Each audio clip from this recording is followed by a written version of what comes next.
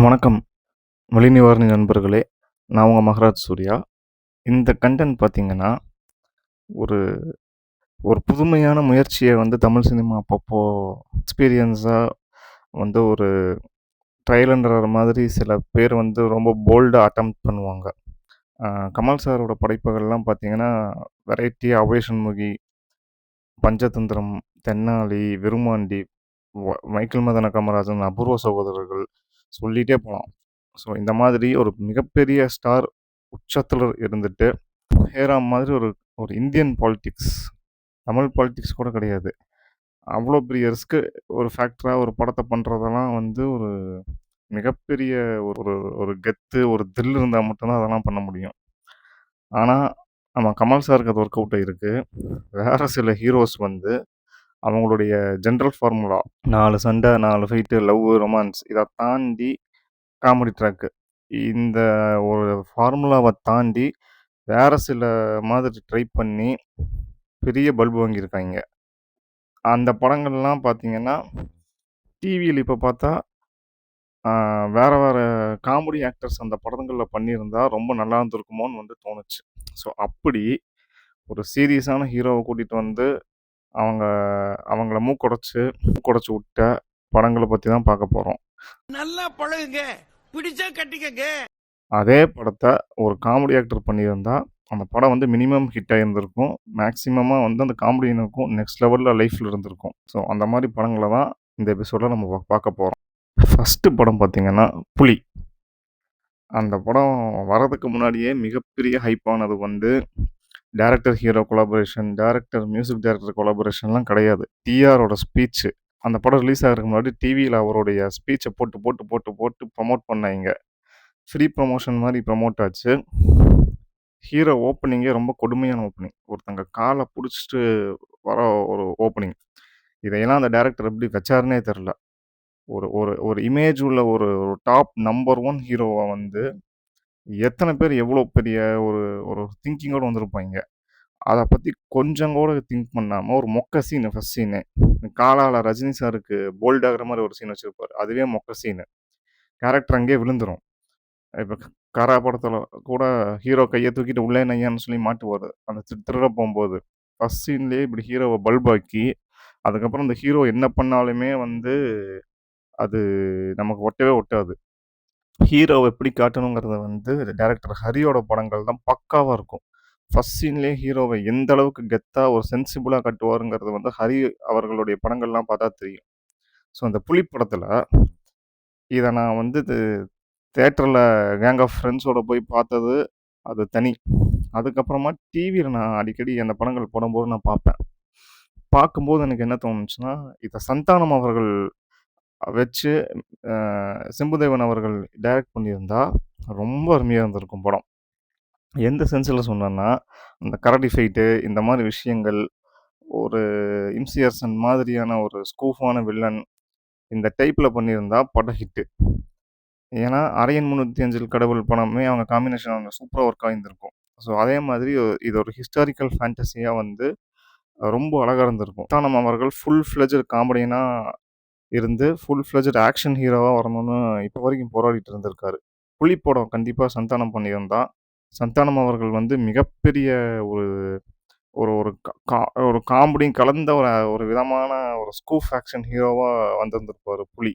So புலி Vijay sir பண்ணாம Santhanam sir பண்ண வேண்டிய படம் அது. அடுத்து நம்ம லிஸ்ட்ல பார்க்க போறது இரும்பு கோட்டை, முரட்டு சிங்கம்.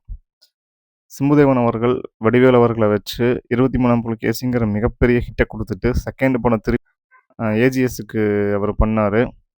அ அது ஒரு ஒரு மாதிரி ஒரு ஃபேண்டசிக்கல் ஒரு கௌபாய் மூட்ல இருக்கக்கூடிய ஒரு டெம்ப்ளேட் படம். ஜிவி பிரகாஷ் மியூசிக் எக்ஸ்ட்ராடினரியா இருக்கும் அந்த டைம்ல. ஒரு புதுசா இருந்துச்சு படம். அந்த படம் டியூவல் சப்ஜெக்ட். ஸோ அதே வடிவேலு அவர்கள் பண்ணியிருந்தா, இன்னும் ஒரு எக்ஸ்ட்ராடினரியா இருந்திருக்குமோன்னு எனக்கு தோணுச்சு. ஏன்னா அந்த படம் ஹிட்டு தான். No issue. ஆனா ஃபுல் காமெடியன் ரோல் ஸ்டார்ட்டிங்ல ஒரு மாதிரி அந்த தொலைஞ்சு போன ஒரு ராகவா லாரன்ஸ் அவர்களுக்கு பதிலா இன்னொருத்தர கூட்டிட்டு பயப்பட வைக்கிறது, இதெல்லாம் வடிவேலு சாருக்கு தூக்கி சாப்பிடுற மாதிரி தீனியா இருக்கும் இதெல்லாம். ஸோ இந்த மாதிரியான விஷயங்கள், சம்பவங்கள்லாம் வந்து வடிவேலு சார் வந்து ஜஸ்ட் லைக் தட் பின்னி படம் எடுத்திருப்பாரு. ஸோ இரும்பு கோட்டை முரட்டு சிங்கம் வந்து ஒரு ஒரு ஒரு ஒரு ஹீரோ மெட்டீரியலையும் தாண்டி ஒரு காமெடி ஹீரோ இருக்கக்கூடிய ஒரு ஆள். அவரு பண்ணியிருந்தா இன்னும் ஒரு நெக்ஸ்ட் லெவலா இருந்திருக்கும் அந்த படம். அது ஒரு ரூமர் கூட இருக்கு. அது ஏதோ சம்பள இஷ்யூனால வந்து வடிவேலு அவர்கள் ஒத்துக்க மாட்டேன்ட்டாரு. ஃபர்ஸ்ட்டு வந்து சிம்புதேவன் வடிவேல தான் புக் பண்ணாருன்னு. பட் எந்த அளவுக்கு உண்மைன்னு தெரியல. அந்த காம்பினேஷன் செகண்ட் டைம் ஆயிருந்தா, இம்சியர்சன் எந்த மாதிரி இப்போ வரைக்கும் ஒரு கல்ட்டோ, ஸோ இரும்புக்கோட்டை முரட்டு சிங்கமும் இப்போ வரைக்கும் ஒரு மாஸ்டர் பீஸ் கல்ட்டா இருந்திருக்கும்.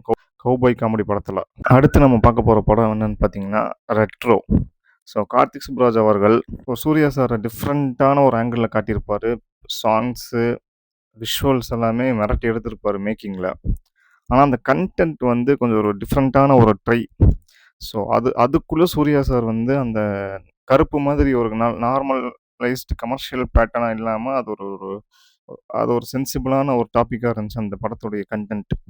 ஸோ அதே வந்து லைட் ஹார்ட்டட் காமெடியா வந்து யோகி பாபு அவர்கள் ரெட்ரோல பண்ணியிருந்தாருன்னா, அந்த படம் வந்து Jayaram sir combination plus Yogi Babu combination 2 பேரும் மிக்ஸ் பண்ணும்போது லவ் ட்ராக் எல்லாம் இல்லாம, வில்லன் கேரக்டர் ரொம்ப ஹெவியா இல்லாம, ஒரு லைட்டான ஒரு வில்லன் சப்ஜெக்ட்டோட மிக்ஸ் பண்ணி காமெடியா வச்சு பண்ணியிருந்தா, ரெட்ரோ வந்து ரொம்ப பிரில்லியன்ட்டான ஒரு படமா வந்திருந்திருக்கும். ஏன்னா, அந்த இயல்பாவே சிரிக்கிற தன்மை தான் கோவமாக்கக்கூடிய ஒரு ஆளுங்கும்போது, அது வந்து காமெடியன்ஸ் வந்து ஈஸியா ஹேண்டில் பண்ணியிருப்பாய்ங்க.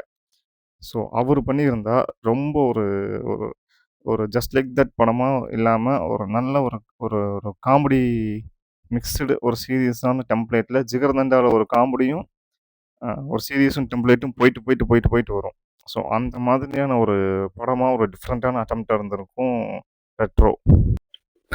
அடுத்து வந்து மாஸ் என்கிற மாசிலாமணி. ஸோ சூர்யா சார் வந்து வெங்கட் பிரபு சாரும் சேர்ந்து பண்றாங்கங்கும்போது ஒரு ஸ்பெஷல்டு காம்பினேஷன் இருந்துச்சு. ஏன்னா 2 பேரும் ரொம்ப வருஷமா க்ளோஸ் ஃப்ரெண்ட்ஸு. ஸோ அத தாண்டி ஒரு டிஃப்ரெண்ட் காம்பினேஷன் சேரப்போகுதுங்கும்போது ஒரு மங்காத்தா லெவல்ல இருக்கும்னு சொல்லி எல்லாம் எதிர்பார்த்து போயி, அது ஒரு பல்ப் ஆயிருச்சு அந்த படம். அந்த படத்த இப்ப நான் டிவில பார்க்க போம்போது ரொம்பவே நல்லாயிருக்கு. எந்த குறையுமே சொல்ல முடியல. என்ன பிரச்சனைன்னா, அங்க ஹீரோ இருந்தா தான் பிரச்சனை. ஸோ சூர்யா சாருங்கும்போது வந்து அங்க ஒரு ஒரு நார்மலைஸ்டு பேட்டர்ன் இருக்கும். அந்த பேட்டர்ன் தான் பிரெயின்ல இருக்கும் ஆடியன்ஸுக்கு. ஹீரோ இங்க வருவாரு, அடிப்பாரு, இப்படி இன்டர்வல் இருக்கும், இப்படி கிளைமாக்ஸ் இருக்கும்னு. ஸோ அத தவிர்த்துட்டு கேரக்டருக்கு வந்து சூர்யா சார் இல்லாம சந்தானம் சார் லீடு. இல்லாட்டி மிர்ச்சி சிவா சார் லீடு. 2 பேத்துல யாரோ ஒருத்தங்க லீட் எடுத்துட்டு, சுத்தியும் அந்த விபி கேங். ஃபுல்லா அந்த 5, 6 பசங்க கேங் வந்து வெங்கட் பிரபு அவர்கள் படத்துல தொடர்ந்து இருந்துட்டே இருக்கும். அந்த கேங்கோட அத லீட் பண்றது சந்தானம் அவர்கள், இல்லாட்டி மிர்ச்சி சிவா அவர்கள். ஸோ இந்த 2ம் மிக்ஸ் ஆகி போம்போது, காம்பினேஷன் வந்து ஒரு ஃபன் ஃபில்டு ஒரு பேய் படம். பேய் படங்கள் பூஸ்டப் ஆக ஆரம்பிச்சது அந்த அந்த காலங்கள்ல தான். ஸோ அது மாசு வந்து சூர்யா சார் பண்ணாம சந்தானம் சாரோ, மிர்ச்சி சிவா அவர்களோ பண்ணியிருந்தா, ஒரு ஒரு சந்திரமுகி மாதிரியான எவர்கிரீன் கல்ட்டா வந்து மாஸ் இருந்திருக்கும்னு வந்து எனக்கு இப்போ அடிக்கடி அந்த படத்த டிவில பார்க்க போம்போது வந்து ரொம்ப தோணுச்சு. ஹாலிவுட்ல பார்த்தீங்கன்னா, 13 கோஸ்ட் அந்த மாரி ஒரு காமெடி மிக்ஸ் பண்ண ஒரு பேய் படங்கள் இருக்கும். ஸோ அந்த மாதிரி சமுத்திரக்கனி அவர்கள் வந்து ஒரு சீரியஸான ஒரு ரோல் மாதிரி அண்டர் ப்ளே பண்ணியிருப்பாரு. ஸோ அவர்கிட்ட சிக்கிட்டு சந்தானம் கேங்கு, இல்லாட்டி மிர்ச்சி சிவா அவர்கள் லீட் பண்ணியிருந்தா அந்த கேங்கு மிக்ஸ்அப் ஆகியிருந்தால், அந்த படம் வந்து இன்னும் எவர்கிரீன் ஒரு பேய் காமெடி படமா இண்டஸ்ட்ரியில பேசப்பட்டிருக்கும். அடுத்து பார்த்தீங்கன்னா, வடிவேலு சார் அவர்கள் அந்த காலங்கள்ல கோவை பிரதர்ஸ், இங்கிலீஷ்காரன் மாதிரியான சில படங்கள்லாம் வந்து ரொம்ப லீட் எடுத்திருப்பாரு. இப்ப தமிழ் சினிமால இளையராஜா அவர்களுடைய மியூசிக்குக்கு அப்புறம், ஒரு நடிகர் காமெடி ட்ராக் பண்ணியிருந்தா, அந்த படத்த நம்பி டிஸ்ட்ரிபியூட் வாங்கலாம். அப்படின்னு சொல்லி வாங்கப்பட்ட படங்கள் ஏராளம். அதுல வந்து வடிவேலு சாரோட பேர் இருந்தா, அந்த படம் டிஸ்ட்ரிபியூட் ஆகுங்கிற சென்ஸ் இருந்துச்சு அந்த டைம்ல. ஸோ இந்த படங்கள்லாம் பார்க்க போம்போது, அதில என்னென்னமோ மிக்ஸ் பண்ணி ஒரு மாதிரி மொக்க படமா ஃப்ளாப் படங்கள் தான் அந்த படம்லாம். ஆனா வந்து அந்த கோவை பிரதர்ஸும், இங்கிலீஷ்காரனும் அந்த மெயின் கன்டென்ட் சத்யராஜ் சார் அந்த கேரக்டரைலாம் தூக்கிட்டு, வடிவேலு சார் கேங் ஊர்ல இருக்காங்க. இந்த மாரி ஒரு light hearted village comedy subject பண்ணியிருந்தா, ஒரு ரியலிஸ்டிக்கான ஒரு காமெடி படங்களும் வடிவேலு சார் பண்ணியிருப்பாருங்கிற மாதிரி வந்து இருந்திருக்கும். இம்சியரசன், இந்திரலோகத்து நாளகப்பன், தென்னாலி, ஸோ இந்த மாதிரி ஒரு காமெடி படங்கள் வந்து டக்குன்னு இப்படி தான் ஒரு ஹீரோ இமேஜா வடிவேலு சார் பெர்ஃபார்ம் பண்ணியிருக்காரு. பீரியாடிக்கல் டைப்ல. பட் ரியலிஸ்டிக் அவருடைய நார்மலைஸ்டு மேக்கப் இல்லாம ஜென்ரல் கிளீன் ஷேவ் ஃபேஸு, ஒரு பொம்மை மீசை இந்த மாதிரி வச்சுக்கிட்டு, ஒரு ஊர்ல ஜாலியா இருக்கக்கூடிய ஒரு கேங்கு. ஸோ படம் ஃபுல்லா ஒரு சின்ன ஒரு கன்டென்ட் எடுத்துட்டு, படம் ஃபுல்லா காமெடி ட்ராக்கு. அவர் பண்ற அலப்பறைகள் இதில பண்ணியிருந்தா ரொம்ப சூப்பரா இருந்திருக்கும். வடிவேலு சார் ஒரு கேரியர்ல ரியலிஸ்டிக் காமெடி ஃபிலிம் கல்ட்டாவும் அந்த படங்கள்லாம் இருந்திருக்க வாய்ப்பு இருந்திருக்குன்னு எனக்கு அடிக்கடி இந்த காமெடிலாம் மனப்பாடம். ஒரு பிஹெச்டி பண்ண அளவுக்கு எனக்கு மனப்பாடம். ஸோ அந்த லெவல்ல வந்து அந்த படங்கள் இருந்திருக்க வாய்ப்பு இருந்திருக்கு. அப்படி நடந்திருந்தால், பி.எஸ். மித்ரன் அவர்களுடைய ஹீரோன்னு ஒரு படம். சிவகார்த்திகேயன் அவர்கள் நடிச்ச படம். அந்த படம் உண்மையாலுமே ரொம்ப நல்ல படம். அந்த படம் வந்து அந்த டைம்ல வந்ததுக்கு பதிலா, அதே சிவகார்த்திகேயன் அவர்கள வச்சு பி.எஸ். மித்ரன் அவர்கள் இந்த டைம்ல இப்ப பண்ணியிருந்தா, அந்த படத்தினுடைய ரேஞ்சும், அதனுடைய லெவலும் வேற ஒண்ணா இருந்திருக்கும். இப்ப மாவீரன், பராசக்தி மாதிரி சமுதாயத்துக்கு ரொம்ப தேவையான கன்டென்ட்ட வந்து அவர் பேசிக்கிட்டு இருக்காரு. மேபி மிக்ஸ்டு ரிவ்யூ வந்துச்சு 2 படத்துக்கும். மாவீரனுக்கும், பராசக்திக்கும். ஆனா வந்து இந்த இமேஜோட ஒரு ஸ்ட்ராங்கான சோசியல் இமேஜோட சிவகார்த்திகேயன் அவர்கள் இப்ப இருக்காரு. ஹீரோ படம் மட்டும் இப்ப அந்த படம் வந்திருந்தா, இப்ப நெக்ஸ்ட் லெவல் இண்டஸ்ட்ரியில போறதுக்கு சிவகார்த்திகேயன் அவர்களுக்கு ஒரு மிகப்பெரிய பூஸ்டரா இருந்திருக்கும் ஹீரோ படம். ஸோ இதெல்லாம் தான் எனக்கு சில படங்கள் பார்க்க போம்போது தோணுச்சு. இந்த படங்கள்லாம் வந்து இப்படி நடந்திருந்தா ரொம்ப நல்லா இருந்திருக்குமேன்னு. ஸோ பார்க்குற ஆடியன்ஸ் உங்களுக்கும் வந்து இந்த படங்கள்லாம் இந்த ஹீரோ பண்ணாம வேற காமெடியன் பண்ணியிருந்தா நல்லா இருந்திருக்குமே அப்படின்னு தோணுன படங்கள்லாம் கீழ கமெண்ட் பண்ணுங்க. வலி நிவாரணி சேனல சப்ஸ்கிரைப் பண்ணுங்க. உங்க ஃப்ரெண்ட்ஸ் அண்ட் ஃபேமிலிக்கு இந்த வீடியோவ ஷேர் பண்ணுங்க.